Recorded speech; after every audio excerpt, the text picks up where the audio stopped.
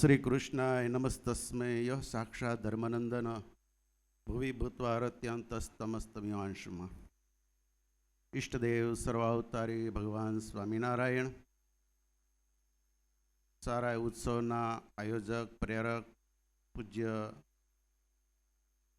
સત્સંગ મહાસભાના પ્રમુખ શાસ્ત્રી સ્વામી નવતમ પ્રકાશ સ્વામી,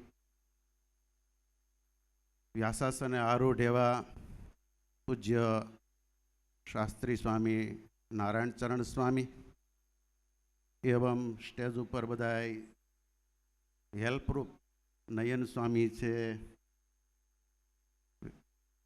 આદિ બધાય સંતો, સંગીત મિત્રો, તમામ સભામાં બિરાજમાન બધા ભક્તોને ભાવથી જય સ્વામિનારાયણ. વાહ વાલા ભક્તો,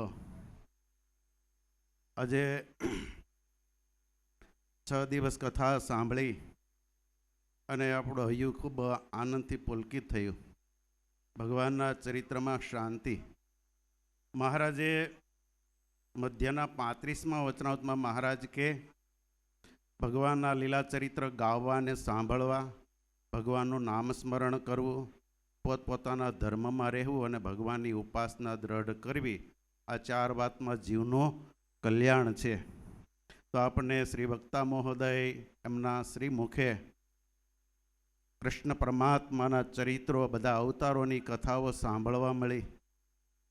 ખરેખર પૂજ્ય સ્વામી વિશે તો આપણે શું કહેવું. અમારે જે મુક્તાનંદ સ્વામી છે ને, એટલા બધા રૂપાળા હતા ને એટલા ગુણિયલ હતા. એટલે કહેવાય છે કે રૂપ અને ગુણનું અદ્ભુત મિલન એટલે અમારે નારાયણ ચરણ શાસ્ત્રી સ્વામી. ભલા ભક્તો, એમને ભગવાને ગોડ ગિફ્ટ આપી છે. એમની એટલી શુભ મધુર વાણી છે.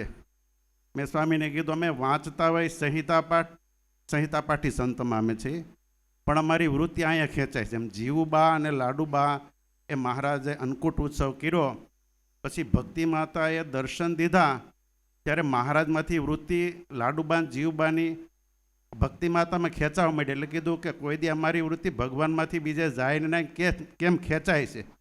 ત્યારે ખબર પડી કે આ તો ભગવાનના માતુશ્રી ભક્તિ માતા છે. એમ વાલા ભક્તો, પૂજ્ય સ્વામીને ખૂબ સ્વાસ્થ્ય સારું રાખે. મને તો બહુ પ્રભાવિત થયો. સ્વામીની કથા બહુ ઓછી સાંભળી, ક્યારેક આવ્યા હોય તો ગાડી પ્રસંગમાં આટો મારીને વહી ગયા હોય, પણ જે દિલ ભરી અને કથા સાંભળી, અમને તો બેવડો લાભ મળ્યો. આખો પારાયણ વાંચવાનો લાભ મળ્યો. બ્રહ્મરૂપ થઈ જાય એવી કથા છે ભલા ભક્તો.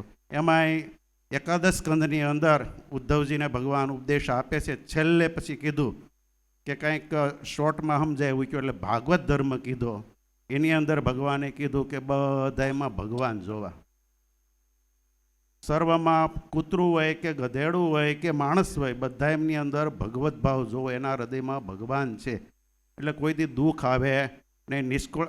મુક્તાનંદ સ્વામીએ કીધું, જ્યાં જોઈએ ત્યાં રામજી, બીજું ન ભાષે રે. તુલસીદાસે પણ કીધું કે સિયામય રામ જગ જાની.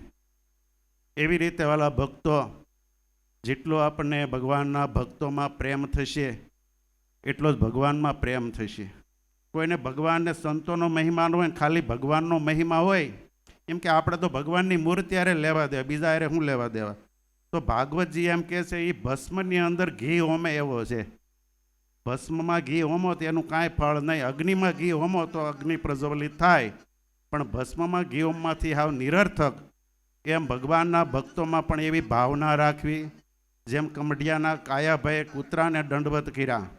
એકનાથ ઋષિએ કૂતરું રોટલા ઉપાડી ગયું તો ઘીની ટબોડી લઈને પાછળ દોડ્યા કે કોરા રોટલા કેમ ભાવશે વિઠ્ઠલ. આ બધો મહિમા છે વાલા ભક્તો. અહીંયા કોઈ આવ્યા કોઈ સામાન્ય જીવ હોય ને આ ડેલાની અંદર કોઈ સામાન્ય જીવ આવી શકે નહીં. મહારાજે અંત્યના બીજા વચનામૃતમાં મહારાજ કે આ સભા તો ગોલોક વૈકુંઠ શ્વેતદીપ કરતાં અધિક આ સભાને માનું છું.